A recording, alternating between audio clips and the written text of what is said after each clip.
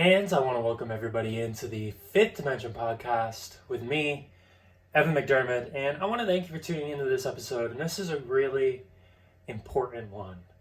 You know, I have been working with this subject, the energy of this subject, for a while personally, and I haven't brought it too much onto the show, but it's at a point where I don't feel the discussion can be avoided any longer. For a while, this subject was viewed as a conspiracy, if you will, but it's at a point now where it's becoming so mainstream, and everybody is beginning to get an understanding of this, and that is the Great Reset. And this idea that we need to reset our society and implement new ways of living for the greater good, if you will. We're hearing all about this from world leaders. It's been mentioned by, there's an infamous video going around right now, Justin Trudeau, Prime Minister of Canada, talking about Great Reset. It's been mentioned by Joe Biden. It's been mentioned by Boris Johnson, the UK, Emmanuel Macron, and specifically it was introduced by the World Economic Forum, and they have a whole book about the Great Reset. They have a whole podcast where they talk about these ideas. You can go to their website. If you just look up the Great Reset, even on Google, it'll bring you to the World Economic Forum's vision of what they're hoping for. And it's spearheaded by Klaus Schwab, whose life is really a mystery. There's a lack of transparency about his background, and there's a lot you could dig into that, but he's the head of the World Economic Forum. He created this, and when we talk about the Great Reset, they talk about this idea to create something better, and this world that is sustainable and united. And why I think so many people can be attracted to this ideology is because they hit on a lot of key points in that I kind of agree with. We do need to create a world that is united, and we need healing. But this world needs to be fueled by love. It needs to be fueled by oneness, interconnectivity. And there's a much darker reality to this Great Reset and what it entails. There's such a lack of transparency around this. And this darker reality, it very much involves, you could say, an authoritarian, technocratic takeover. There's going to be a lack of freedom. There's going to be a lack of interconnectivity. It's really going to be built upon this foundation of separateness and control for a select few. And when we look at sort of these darker realities, I'm going to dive into it a little bit deeper, we really have to ask the question, is this what we want? Who is consenting to this, and what are the motivations? We really need to be asking questions right now and digging for truth. There was a whistleblower who came out, this was in early October. He's from the Liberal Party of Canada. He's part of their planning committee and strategic planning. And he got sort of what the outline of this reset is going to look like. And I want to read you this whistleblower's statement and what he came out with. And this info has been very suppressed. It sort of fell into my lap and confirms a lot of what I've been intuitively feeling. The visions that I've been seeing with this Great Reset. When I really tap into, I don't know if it's Akashic Records or, tuning into what is being told to me, it really confirms a lot of what I've been feeling and seeing. And it makes it an emotional topic for me because I know this is coming. And it kind of outlines what that darker reality might look like. So I want to read this to you now, And you know it is a heavy subject. Here it is. I want to provide you some very important information. I'm a committee member within the Liberal Party of Canada. I sit within several committee groups, but the information I am providing is originating from the Strategic Planning Committee, which is steered by the Prime Minister of Canada, that's Justin Trudeau. I need to start off by saying that I'm not happy doing this, but I have to as a Canadian, and more importantly as a parent who wants a better future not only for my children, but for other children as well. The other reason I am doing this is because roughly 30% of the committee members are not pleased with the direction this will take Canada, but our opinions have been ignored and they plan on moving forward toward their goals. They have also made it very clear that nothing will stop the planned outcomes. The roadmap and aim was set out by the Prime Minister and is as follows. And remember, this came out early October. Phase in secondary lockdown restrictions on a rolling basis, starting with a major metropolitan areas first and expanding outward, expected by November 2020. Now, we're already beginning to see this in a lot of areas, not just Canada, we're seeing it in Europe, parts of the United States as well. Rush the acquisition of or construction of isolation facilities across every province and territory, expected December 2020. Daily new cases of COVID-19 will surge beyond capacity of testing, including increases in COVID-related deaths following the same growth curves, expected by the end of November 2020. Complete and total secondary lockdown, much stricter than the first and second rolling phase restriction. Complete and total secondary lockdown, much stricter than the first and second rolling phase restrictions, expected by the end of December 2020, early January 2021. And again, we're already beginning to see this. Reform and expansion of the unemployment program to be transitioned into a universal basic income program, expected by Q1 2021.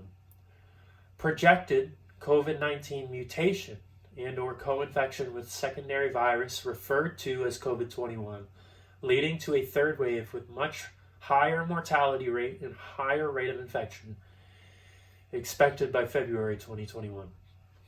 Daily new cases of COVID-21 hospitalizations and COVID-19 and COVID-21 related deaths will exceed medical care facilities capacity, expected Q1, Q2, 2021. It continues. Enhanced lockdown restrictions, referred to as third lockdown, will be implemented. Full travel restrictions will be imposed, including inter-province and intercity, expected Q2 2021.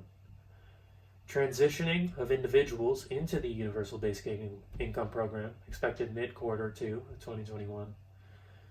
Projected supply chain breakdowns, inventory shortages, large economic instability, expected late Q2 2021. Deployment of military personnel into major metropolitan areas, as well as all major roadways to establish travel checkpoints, restricted travel and movement, provide logistical support to the area, expected by Q3 2021. I need to take a breath here. It's very heavy. And his email continues here, the whistleblower. Along with that, provided roadmap to the Strategic Planning Committee, was asked to design an effective way of transitioning Canadians to meet an unprecedented economic endeavor, one that would change the face of Canada and forever alter the lives of Canadians. What we were told was that in order to offset what was essentially an economic collapse on an international scale, the federal government was going to offer Canadians a total debt relief. This is how it works. The federal government will offer to eliminate all personal debts, mortgages, loans, credit cards, you name it, which all funding will be provided to Canada by the IMF under that what will become known as the World Debt Reset Program. IMF is International Monetary Fund, I believe. In exchange for acceptance of this total debt forgiveness, the individual would forfeit ownership of any and all property and assets forever. The individual would also have to agree to partake in the COVID-19 and COVID-21 vaccination schedule, which would provide the individual with unrestricted travel and unrestricted living even under a full lockdown through the use of photo identification, referred to as Canada's Health Pass. Committee members asked who would become the owner of the forfeited property and assets in that scenario, and what would happen to lenders or financial institutions. We were simply told the World Debt Reset Program will handle all of the details. Several committee members also questioned what would happen to individuals if they refused to participate in the World Debt Reset Program or the Health Pass or the vaccination schedule, and the answer we got was very troubling. Essentially, we were told it was our duty to make sure we came up with a plan to ensure that would never happen. We were told it was in the individual's best interest to participate. When several committee members pushed relentlessly to get an answer, we were told that those who refused would first live under the lockdown restrictions indefinitely, and that over a short period of time, as more Canadians transitioned into the debt forgiveness program, the ones who refused to participate would be deemed a public safety risk and would be relocated into isolation facilities. Once in those facilities, they would be given two options: participate in the debt forgiveness program and be released, or stay indefinitely in the isolation facility under the classification of a serious public health risk and have all of their assets seized. So you can imagine, after hearing all of this, it turned into quite the heated discussion and escalated beyond anything I've ever witnessed before. In the end, it was implied by the Prime Minister that the whole agenda will move forward no matter who agrees with it or not. And it won't be just Canada, but in fact all nations will have similar roadmaps and agendas. And we need to take advantage of the situations before us to promote change on a grander scale for the betterment of everybody. The members who were opposed and the ones who brought up key issues that would arise from such a thing were completely ignored. Our opinions and concerns were ignored. We were simply told to just do it. All I know is that I don't like it, and I think it's going to place Canadians into a dark future.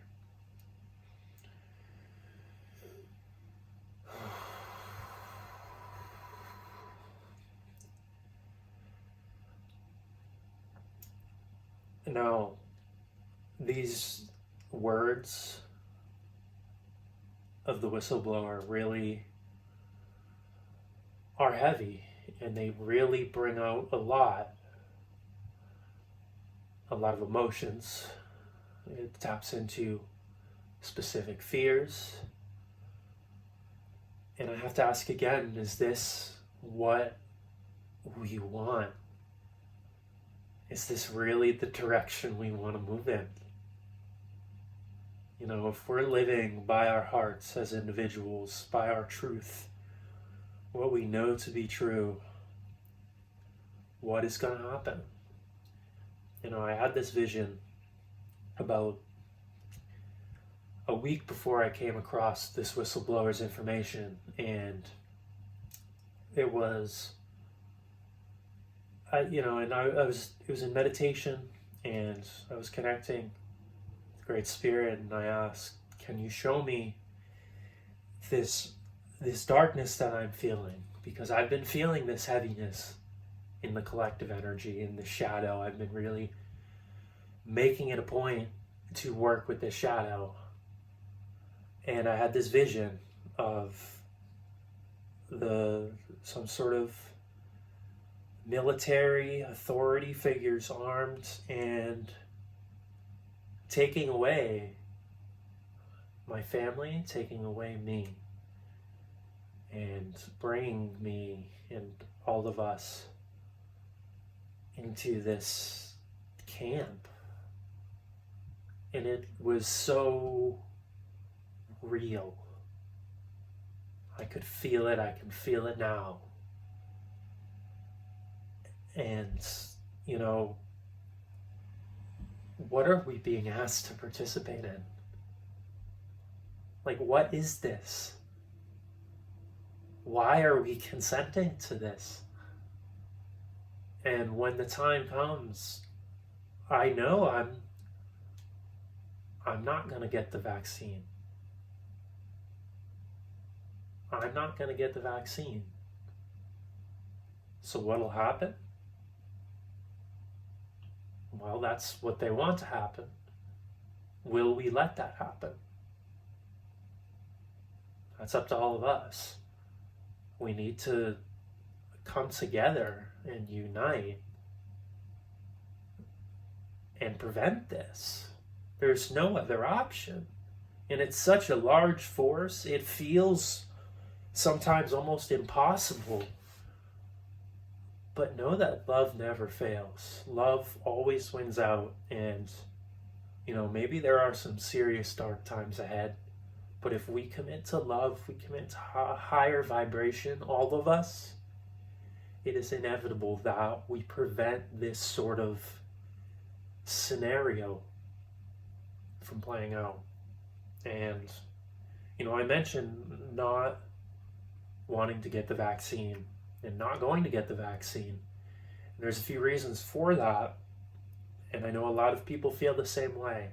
And there's such a lack of transparency around this COVID vaccine. I really would encourage everyone to go listen to the debate between Robert F. Kennedy and Alan Dershowitz on the vaccine and hear the facts that Kennedy brings out about this. And really what this is, it's only one of two things, the vaccine. Number one, it's a medical experiment. There's never been an ethical vaccine that's been created in less than 5 years. And here we are rushing this out, possibly mandating it to the public. What is going to happen if you bring that out? How many people are going to die from this medical experiment? Or it's another thing. Number two, it's something they've been planning for a long time. And this is the opportunity for them to roll it out. You can believe whichever, but there's no denying that it's one of the two. Personally, I believe the latter. But I want you to feel that, ask that question. What is this? And really, if it's a medical experiment, this goes against the Nuremberg Codes, which were established after World War II to prevent scenarios like this. The Nazis really did horrific things, horrific medical experiments on people. And this mandatory vaccination feels like it would be in the same line. And I'm going to read you a section from the Nuremberg Codes right now. Nuremberg Code 1947, permissible medical experiments. The great weight of the evidence before us to effect that certain types of medical experiments on human beings, when kept within reasonably well-defined bounds, conform to the ethics of the medical profession generally. The protagonists of the practice of human experimentation justify their views on the basis that such experiments yield results for the good of society that are unprocurable by other method or means of study. All agree, however, that certain basic principles must be observed in order to satisfy moral, ethical, and legal concepts. The voluntary consent of the human subject is absolutely essential. This means that the person involved should have legal capacity to give consent, should be so situated as to be able to exercise free power of choice without the intervention of any element of force, fraud, deceit, duress, overreaching, or other ulterior form of constraint or coercion, and should have sufficient knowledge and comprehension of the elements of the subject matter involved as to enable him to make an understanding and enlightened decision. This latter element requires that before the acceptance of an affirmative decision by the experimental subject, there should be made known to him the nature, duration, and purpose of the experiment, the method and means by which it is to be conducted, all inconveniences and hazards reasonably to be expected, and the effects upon his health or person which may possibly come from his participation in the experiment. like I was saying, with the lack of transparency that exists in this experiment, this reset, how is this ethical? How is this in line with these codes that were established? And why this is happening is because it is a global reset. You know, the World Economic Forum and this dark agenda has infiltrated almost every single government around the world. And all of these forces are putting this plan into action. You know, there were people talking about the Great Reset 10 years ago.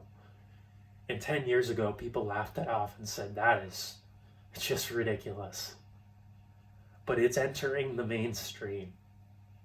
And it's coming. Their implementation of the agenda is right now, and what we decide to do in this moment, here, now, is going to decide the future of humanity. We need to heal. We need to unite. Joe Biden said in one of his speeches, there is a dark winter coming. There is a dark winter. Bill Gates said in one of his interviews, the next wave, that will show them next time. You know, there was a biochemical weapon experiment that took place in the early 2000s, right around the time of 9/11. And the name of it was Dark Winter, and it was a simulation of a biological weapon attack pandemic and the military action that would be put into place. Is that a coincidence? I'll let you answer that question. But the dark winter is coming, and we need to stand up for what we believe in. We can't avoid this shadow any longer. We can't. Otherwise, it will be the end of us. It'll be the end of what we know to be humanity. And, you know, I say that with as much love and optimism as I can. I know that we will win. I know that we will stop this. Love is an unstoppable force. And so many people are tuning into love, are awakening to their purpose, are awakening to what's happening. And if humanity wasn't ready for this, it wouldn't be happening. This is the next step in our evolution. And we need to step up. This is the test. This is it.